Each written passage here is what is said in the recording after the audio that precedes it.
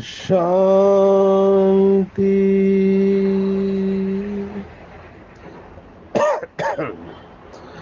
आज 20 दिसंबर 2023 भारत में बुधवार है।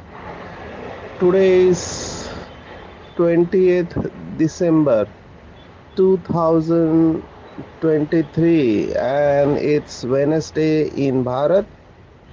आज की मुरली का जादुई रहस्य स्वयं को प्रेरणा देने के लिए magical secrets of today's Murli for motivating the self. कल की मुरली, आज की मुरली, बाबा फिर से चारों ही सब्जेक्ट को टच करा रहे हैं। जिन्होंने भी लौकिक भगवत गीता पढ़ी है तो उनको फटाफट ये पता चलते जाएगा कि बाबा कौन से श्लोक के ऊपर समझा रहे हैं, कौन सा अध्याय है, कौन से भक्ति मार्ग की बातें बाबा मुरली में कह रहे हैं कि भक्ति की मान्यता क्या है और ज्ञान की मान्यता क्या है, कौन सा शास्त्र, कौन सा श्लोक। कई बार बाबा अप्रत्यक्ष रूप से कहता है, कभी स्पष्ट रूप से कहता है। तो ये बाबा का फ्लो होता है। सागर है वो, सागर में लहरें चलती रहती है। मम्मा एक ही सब्जेक्ट को लेकर उसकी गहराई में जाती है और बाबा सागर होने के कारण बाबा सागर के अंदर लहरें उठती है। अनेक विषयों को बाबा स्पष्ट करता है साइमल्टेनियसली। फिर हम बच्चों का कर्तव्य है कि उस एक एक सब्जेक्ट को लेकर उसके गहराई में जाके मनन चिंतन करें। मनन करने की खुशी सचमुच में है, अद्भुत है। जो मनन करके मक्खन निकालते हैं उनकी अवस्था क्या कहने। मुझे पर्सनली बहुत खुशी होती है। जैसे आज बाबा ने मंगलम भगवान विष्णु, ये भक्ति मार्ग की बात कही है। तो भक्ति मार्ग की जितनी बातें हैं उसका बाबा हमें यथार्थ अर्थ बताते हैं कि गॉडेस ऑफ नॉलेज। अभी ये पॉइंट को बाबा पकड़ के चल रहा है पिछले कुछ मुरलियों से। तो गॉड ऑफ नॉलेज और गॉडेस ऑफ नॉलेज, या फिर लॉर्ड, लैंडलॉर्ड और लैंडलेडी, है ना, ये सब भक्ति मार्ग की बातों का बाबा यथार्थ अर्थ हमको समझाता है। आज बाबा ने अपने 4 प्रकार के बच्चों में से 2 बच्चों को विशेष याद किया है। बाबा का ये तरीका सभी शास्त्रों का सार बताता है। वैसे बाबा बच्चों को अलग अलग कैटेगरी में क्लासिफाई करते हैं। हम अभी सभी मुरलियों को एक साथ देखेंगे। बाबा ने बहुत बार कहा है कि मेरे बच्चे सपूत है या कपूत है, या तो नाम बाला करते हैं या नाम बदनाम करते हैं। फिर बाबा ने कहा हुआ है कि मेरे बच्चे महारथी है या घुड़सवार है या प्यादे है, या बाबा का शब्द है उत्तम है, मध्यम है, कनिष्ठ है। तो जब बाबा ये अलग अलग शब्द इस्तेमाल करता है तो अपने आप को चेक करना चाहिए कि मैं कौन सी कैटेगरी में आता हूँ और मेरी परसेंटेज क्या है। जिन्होंने श्रीमद् भगवत गीता पढ़ी है, हमने भी श्रीमद् भगवत स्टडी ग्रुप में ये देखा। 7वां अध्याय है ज्ञान विज्ञान योग, ज्ञान और विज्ञान। इसके बारे में भी बाबा ने बहुत अच्छी बातें सुनाई हुई है। तो ज्ञान विज्ञान योग में 16वां श्लोक है, 16th verse of 7th chapter of Bhagavad Gita. चतुर्विधा भजन्ते माम जना सुकृतो अर्जुना। आर्तो जिज्ञासुर अर्थार्थी ज्ञानी च भरतर्षभ। माना चार प्रकार के बच्चे मुझे याद करते हैं। तो चार कौन से हैं? तो आर्थ, जिज्ञासु, अर्थार्थी और ज्ञानी। आर्थ माना जिनके ऊपर संकट आता है तब भगवान को याद करते हैं संकट निवारण के लिए। अर्थार्थी अर्थात सांसारिक पदार्थों के लिए, जो कि मांगते रहते हैं भगवान से, मांगने वाले भक्त। जिज्ञासु अर्थात एक स्टेप आगे है, मेरे को यथार्थ रूप से जानने की इच्छा से याद करने वाले कि मैं कौन हूँ, कब आता हूँ, कब जाता हूँ, क्या करता हूँ, क्या नहीं करता हूँ, तो जिज्ञासु होते हैं। और ज्ञानी, ज्ञानी लास्ट स्टेज है।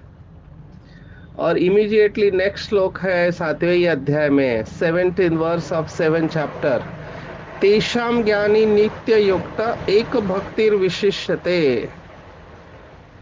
तेषां ज्ञानी नित्य युक्त एक भक्तिर विशिष्यते। प्रियो ही ज्ञानी नो अत्यर्थम अहम सच मम प्रियः। उसमें से जो ज्ञानी भक्त है, जो अनन्य भक्ति भाव से युक्त होकर मुझे याद करता है, वो सबसे उत्तम है।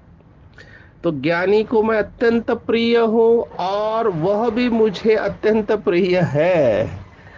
तो यही बात आज के मुरली में बाबा ने कही है कि मुझे ज्ञानी बच्चे बहुत प्रिय है और ज्ञानी बच्चों को मैं भी बहुत प्रिय हूँ। आज बाबा ने God of knowledge, goddess of knowledge, Arjun और संजय, ये चारों को याद किया है। गॉड ऑफ नॉलेज अर्थात शिव बाबा, गॉडेस ऑफ नॉलेज सरस्वती को कहते हैं, ज्ञान की देवी सरस्वती। संजय, जिसका गायन है कि जिसको दूरदृष्टि का या दिव्य दृष्टि का वरदान प्राप्त था, उसकी भी महिमा कम नहीं है। क्योंकि ऐसे कहते हैं कि भगवान ने जब श्रीमद् भगवत गीता सुनाई तो उसे केवल कुछ लोगों ने ही सुना, उसमें डायरेक्ट सुनने वाले थे अर्जुन।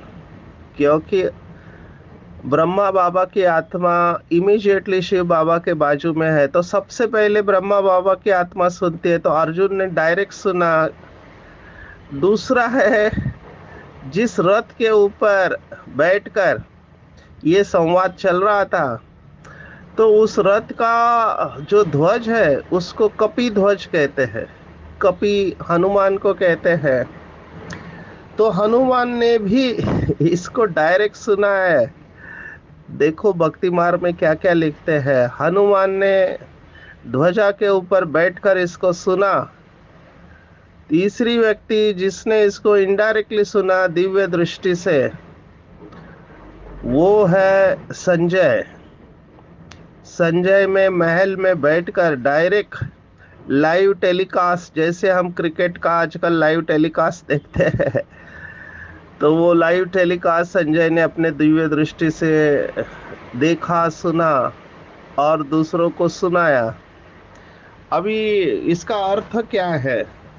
अर्जुन को तो हम समझ सकते हैं। फिर आते हैं हनुमान कौन है? तो हनुमान माना वो आत्माएं जिनके दिल में एक दिलाराम शिव बाबा है।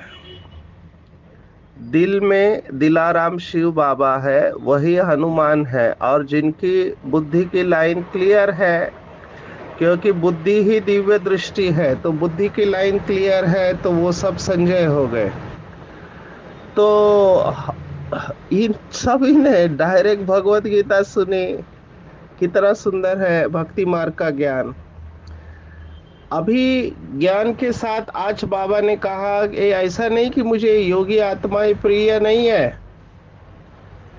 बाबा ने कहा ज्ञानी आत्मा ही योगी बनती है। अभी दिस इज वेरी इंटरेस्टिंग।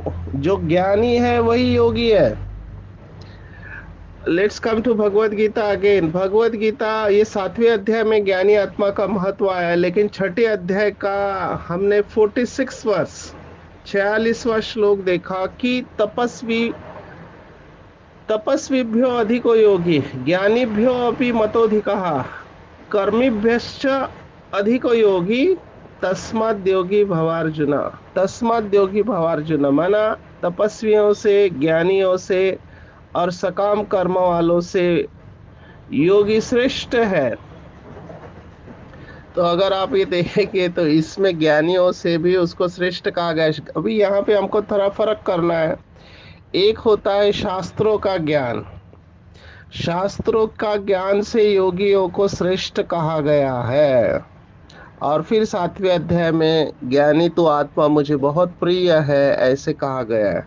तो ये दोनों बातें एक दूसरे के अपोजिट नहीं है, लेकिन एक दूसरे को कॉम्प्लीमेंट करती है। तो ज्ञानी आत्मा ही योगी आत्मा बनती है। और फिर बाबा ने तुरंत कहा जिसका योग अच्छा है उसी के अंदर धारणा होगी। ये आज की मुरली में स्पष्ट आया हुआ है, जो हमने पहले भी देखा है। बाबा के पुराने बच्चे इस बात को अच्छी तरह से जानते हैं कि बगैर योग के धारणा हो नहीं सकती। योग माना शक्ति, जिनके अंदर शक्ति है वही ज्ञान को धारण करेंगे।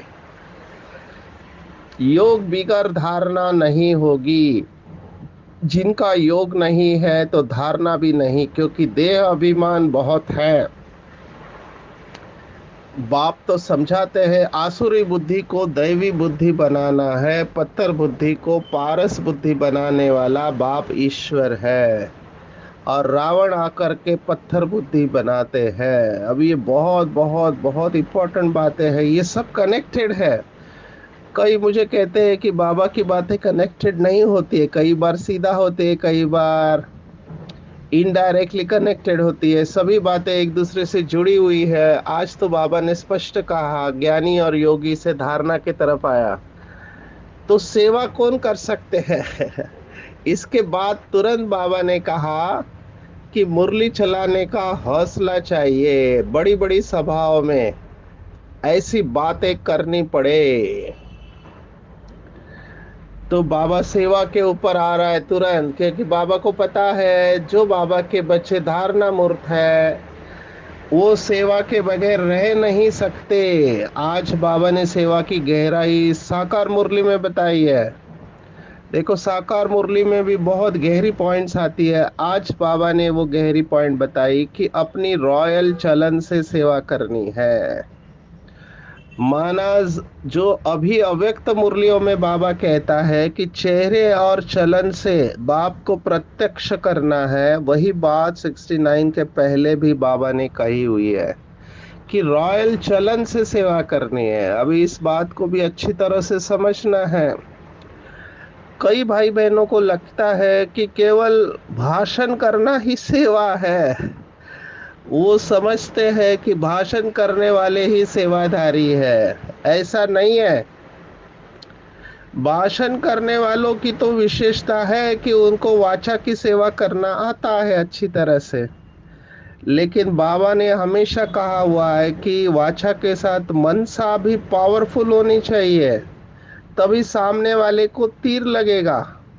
और लास्ट में केवल मनसा सेवा रहने वाली है, ये भी बाबा ने कहा हुआ है। उस समय आप वाचा सेवा कर नहीं सकते हैं। ये तो कोविड के वक्त हमने अनुभव किया कि वाचा की सेवा बंद हो गई, लेकिन कोविड के वक्त इंसिडेंटली हमको इलेक्ट्रिसिटी थी, तो ऑनलाइन बहुत सेवा हुई कोविड के वक्त। इनफैक्ट कर्मणा सेवा भी कई भाई बहनों ने की। वंडर है कि कई भाई बहनों ने, हमारे जो पुलिस वाले हैं या गवर्नमेंट के लोग हैं, जिनको घर जाने को भी नहीं मिलता था, भोजन नहीं मिलता था, उनके लिए विशेष भोजन बना के बांटा है।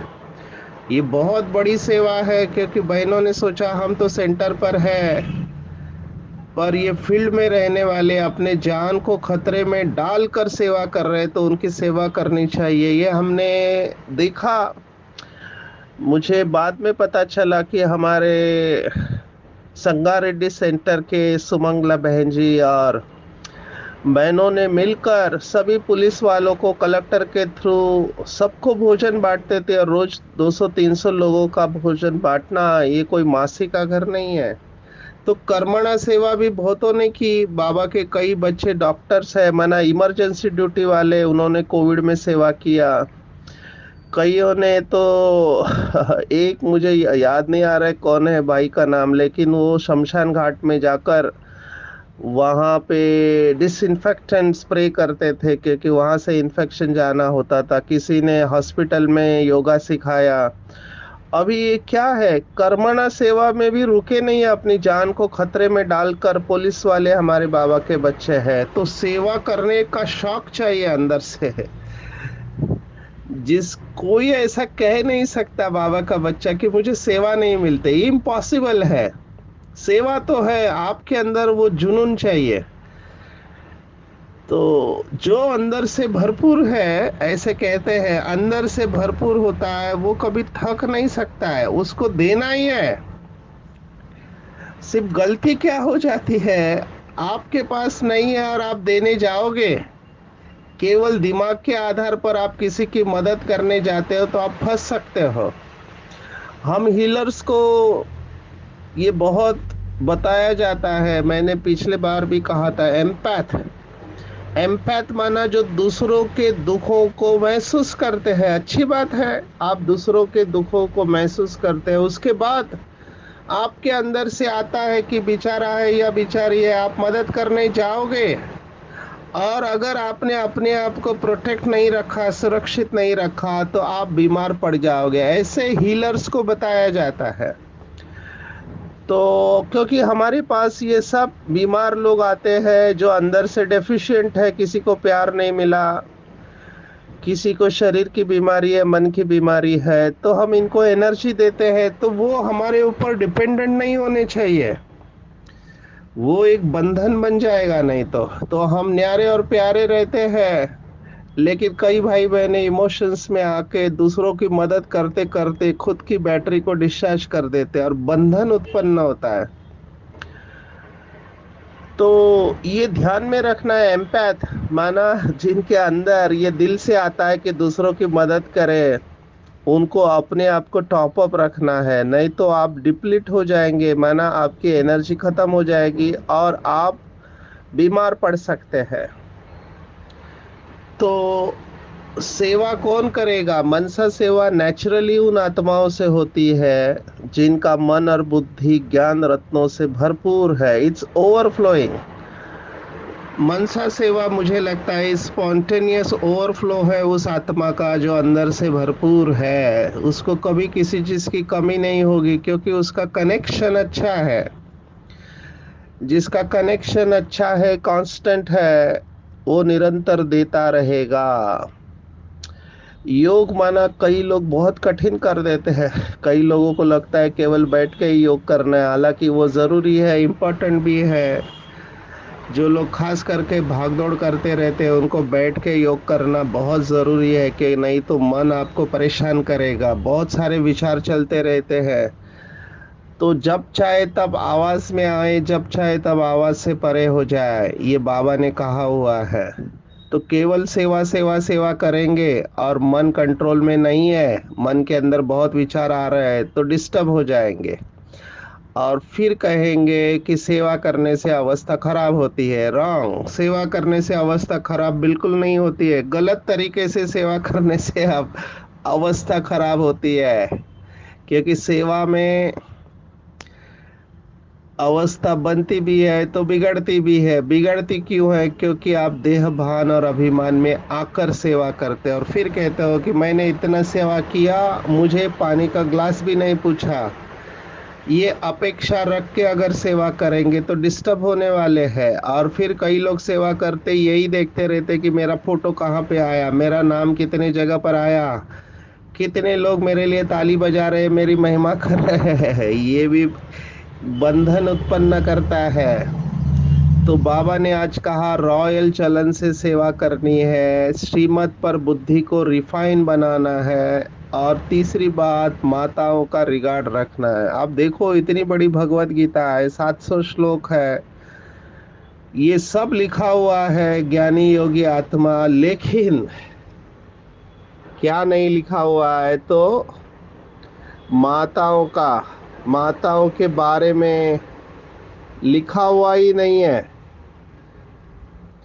उल्टा भगवत गीता में माताओं के बारे में ऐसा लिखा हुआ है जो नहीं लिखना चाहिए, जिसके ऊपर कई लोग ऑब्जेक्शन लेते हैं। 34 वर्सेस है इन 9 चैप्टर, 34 श्लोक है 90 अध्याय में, तो उसमें 32वां श्लोक आता है, स्त्रियो वैश्यस तथा शूद्रो शूद्रास्ते अपि यान्ति पराम गतिम माही पार्थ व्यपाश्रितयो अपि स्युः पापयोनः।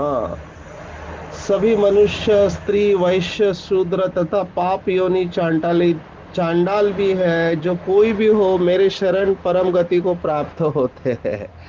तो स्त्री, वैश्य, शूद्र तथा पाप योनि और चांडाली, इनको साथ में रखा हुआ है। और यहाँ पर भगवान कह रहा है कि मैं माताओं का रिगार्ड रखता हूँ, माताओं के पैर दबाता हूँ, माताओं के द्वारा ही इस धरती पर स्वर्ग आने वाला है।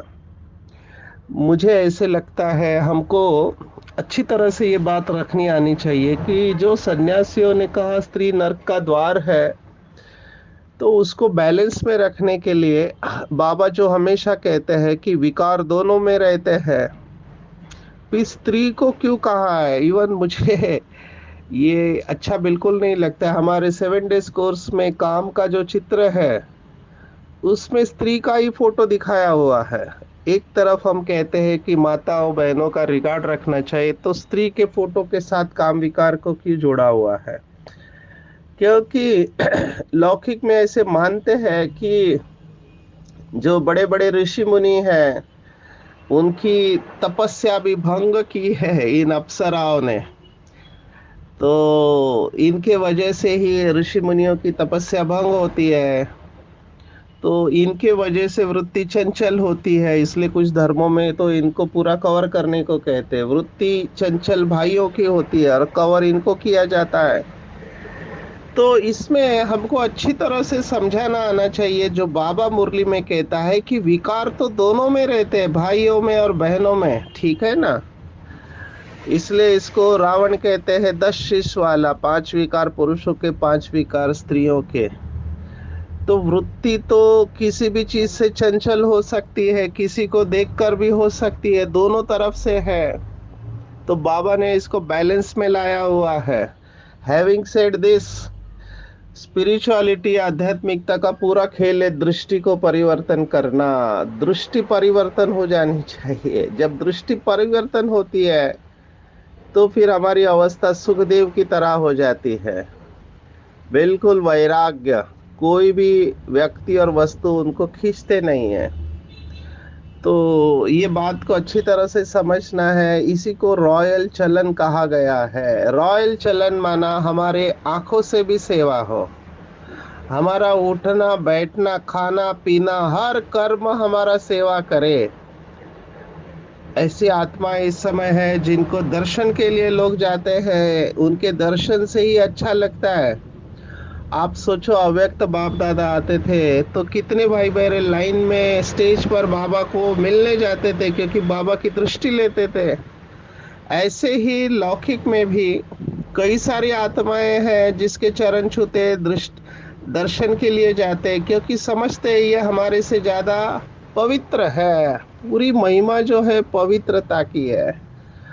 और पवित्रता माना ब्रह्मचर्य नहीं, ब्रह्मचर्य पवित्रता का हिस्सा है। पवित्रता की गहराई बाबा ने कही हुई है। ऐसा हो सकता है कि आप ब्रह्मचर्य का पालन कर रहे हो लेकिन आपके अंदर गुस्सा है, ईर्ष्या है, तो उसे पवित्रता नहीं कहेंगे, संपूर्ण पवित्रता नहीं कहा जाएगा। बाबा ने कई मुरलियों में कहा हुआ है। आज मुझे वो बात इम्पोर्टेंट लगी क्योंकि आज के प्रश्न में वो बात आई है। बाबा ने कहा कि पवित्रता सुख शांति की जननी है। तो जहाँ पवित्रता है वहाँ सुख शांति की अवस्था चाहिए। अगर सुख और शांत स्वरूप अवस्था नहीं है तो पवित्रता कहाँ से हुई? इसलिए बाबा ने आज कहा है सभी बच्चों की कि विश्व में पीस स्थापन करना ये कर्तव्य केवल बाप का है।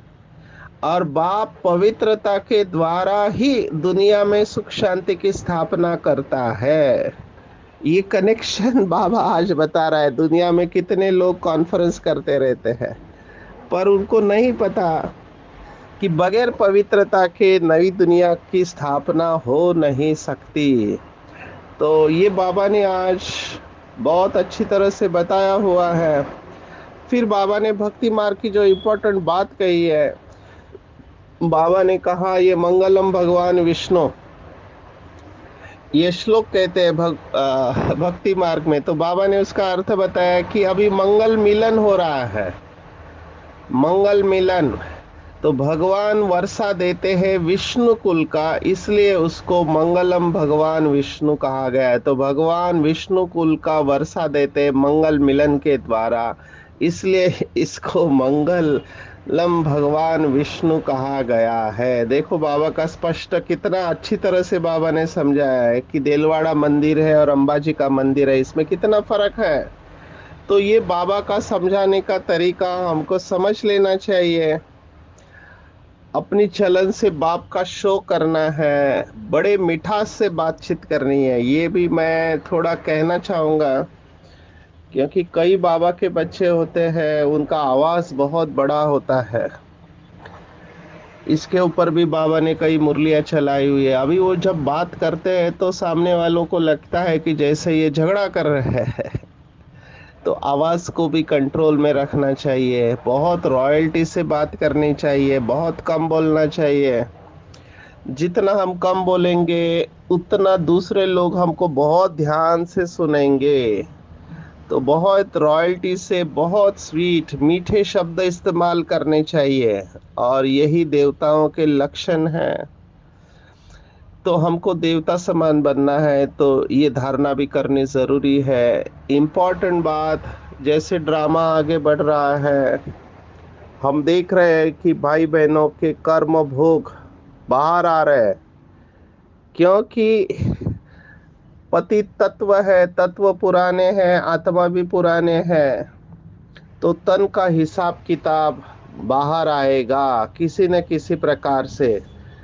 तो तन का हिसाब किताब प्राप्ति व पुरुषार्थ के मार्ग में विघ्न अनुभव नहीं होना चाहिए। तन कभी भी सेवा से वंचित होने नहीं दे। ऐसा ना हो कि मेरा बीमारी है इसलिए मैं सेवा नहीं कर पा रहा हूँ। बाबा ने आज भाग्यवान आत्मा की डेफिनेशन दी है कि भाग्यवान किसे कहेंगे। भाग्यवान आत्मा अर्थात कर्म भोग के समय भी किसी न किसी प्रकार से सेवा के निमित्त बन जाती है। तो कर्म भोग को भी सेवा में परिवर्तन करना है। कर्म भोग छोटा हो या बड़ा, उसकी कहानी का विस्तार नहीं करो। ये भी बहुत इम्पोर्टेंट है। मेरे पास बहुत सारे पुराने पेशेंट आते हैं जिनकी कई पुरानी बीमारी है। अभी वो बार बार इसका वर्णन करते हैं कि मुझे दर्द है, मुझे दर्द है, मुझे दर्द है। अगर कोई व्यक्ति बार बार ये कह रहा है, 100 लोगों को कह रहा है, तो वो पक्का कर रहा है। उसका सबकॉन्शियस माइंड सुन रहा है, उसका अंतर्मन सुन रहा है। इसलिए बीमारी का वर्णन नहीं करना चाहिए ज़्यादा, सिर्फ डॉक्टर्स को बताने के लिए। बाकी अगर कोई पूछता है तो बाबा ने कहा उसे कहो पहले से अच्छा है। उसका वर्णन करना माना समय और शक्ति व्यर्थ गंवाना। कई लोगों को अपनी बीमारी का वर्णन करने में मजा आता है। क्यों? उसके पीछे भी कारण है। क्योंकि जब हम अपनी तकलीफ का वर्णन करते हैं तो सामने वालों से सिंपैथी मिलता है, सहानुभूति मिलती है। तो ये नहीं करना चाहिए क्योंकि बीमारी पक्की होती जाती है। तो भाग्यवान माना कर्म भोग में भी सेवा करे। योगी जीवन माना कर्म भोग को कर्म योग में परिवर्तन कर देना। ये योगी जीवन का लक्षण है। मम्मा बाबा दादियों ने यही किया। इनकी बीमारी के वक्त इन्होंने सेवा किया है। बहुत सारे उदाहरण हैं। मम्मा को देखने डॉक्टर आए थे, तो डॉक्टर मम्मा के पास जाने के बजाय उनकी ब्राह्मणी के पास गए। तब ब्राह्मणी ने कहा बीमार मैं नहीं हूँ, पेशेंट उधर बैठा है। क्योंकि मम्मा को देखकर बीमार लगती ही नहीं थी। तो ये हमको सीखना चाहिए कि कैसे कर्म भोग में भी हम सेवा कर सकते हैं। बाबा ने कहा बीमार पड़ना माना सूक्ष्म वतन का निमंत्रण। और स्पिरिचुअल व्यक्ति के दृष्टि में हमेशा रहम रहेगा, रहम के साथ शुभ भावना आ जाती है, तो अपने आप अभिमान व अपमान की दृष्टि समाप्त हो जाती है, क्योंकि आध्यात्मिक व्यक्ति अहम और वहम को छोड़कर रहम में स्थित होगा। उसके अंदर कोई भी अहम और वहम नहीं होगा। आज की पूरी मुरली में टेक होम अगर आप पूछे तो बुद्धि को रिफाइन करना है। पूरा खेल बुद्धि के ऊपर ही है, पूरा खेल बुद्धि के ऊपर है। अपने को ज्ञानी तो आत्मा बनाना है, क्योंकि जो ज्ञानी आत्मा है वो कभी भी नाराज नहीं हो सकता, कभी किसी को दोष नहीं देगा, पूरी जिम्मेवारी उठाएगा। और ज्ञानी तो आत्मा, योगी तो आत्मा धारणा मूर्त होती है, उसके हर चलन में सेवा होती है। पवित्रता को डबल ट्रिपल अंडरलाइन करना है। आप समान गॉडेस ऑफ नॉलेज बन के सबको यथार्थ परिचय देना है। कर्म भोग को कर्म योग में परिवर्तन करके भाग्यवान बनना है। हर एक को रहम और शुभ भावना की दृष्टि से देखना है। अच्छा, ओम शांति।